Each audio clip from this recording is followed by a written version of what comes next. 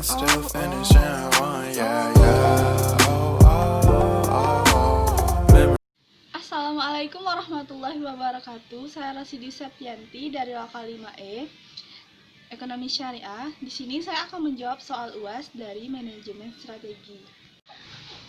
Baiklah, kita lanjutkan ke soal nomor 3. Bagaimana proses untuk mendapatkan suatu peluang dan ancaman sehingga sampai didapatkan faktor-faktor kunci sukses di bidang peluang dan ancaman? Jelaskan dan jika perlu disertai contoh. Bagaimana proses untuk mendapatkan suatu kekuatan dan kelemahan sehingga sampai didapatkan faktor-faktor kunci sukses di bidang kekuatan dan kelemahan? Jelaskan dan jika perlu disertai contoh. 3. Proses mendapatkan suatu peluang dan ancaman. Yang pertama, terlebih dahulu, kita harus mengetahui peluang dari suatu perusahaan. Yang kedua, kita harus mengetahui kekurangan dari sebuah perusahaan. Dan yang ketiga, kita harus mengetahui ancaman apa saja yang mungkin terjadi.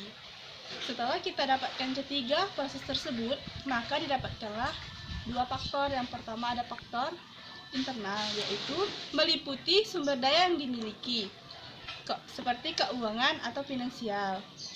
Yang kedua, faktor eksternal, yaitu meliputi budidaya manusia, sosial, politik, dan perkembangan perekonomian. Proses mendapatkan suatu kekuatan dan kelemahan, yang pertama menentukan kebutuhan perusahaan kita, yang kedua mencari perubahan lingkungan yang dihadapi, yang ketiga membuat cross tabulation antara strategi dan lingkungan, yang terakhir menentukan kategori kelemahan dan kekuatan.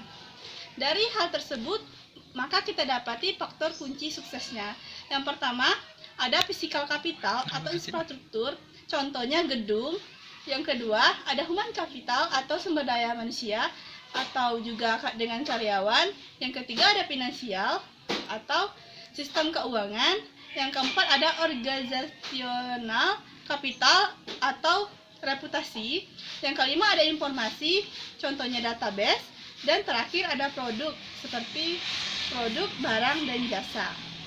Soal selanjutnya nomor 4. Jelaskan yang dimaksud dengan analisis kekuatan dan kelemahan perusahaan dan apa pula tujuan analisis tersebut, serta bidang apa saja yang dianalisis. Berikan pula contohnya masing-masing. Baiklah, hal ini bertujuan untuk membenarkan faktor-faktor internal dan eksternal perusahaan yang telah dianalisis. Apabila terdapat kesalahan agar perusahaan berjalan dengan baik, maka perusahaan itu harus mengelola untuk mempertahankan serta memanfaatkan peluang yang ada secara baik. Begitu juga pihak perusahaan harus mengetahui kelemahan dan menjadi That's why I don't worry about the things that I don't see. Yeah. These days I don't worry about much. I think we should have some more fun. I still dream about the days when we were young. I'll take a hit and still finish in one. Yeah, yeah.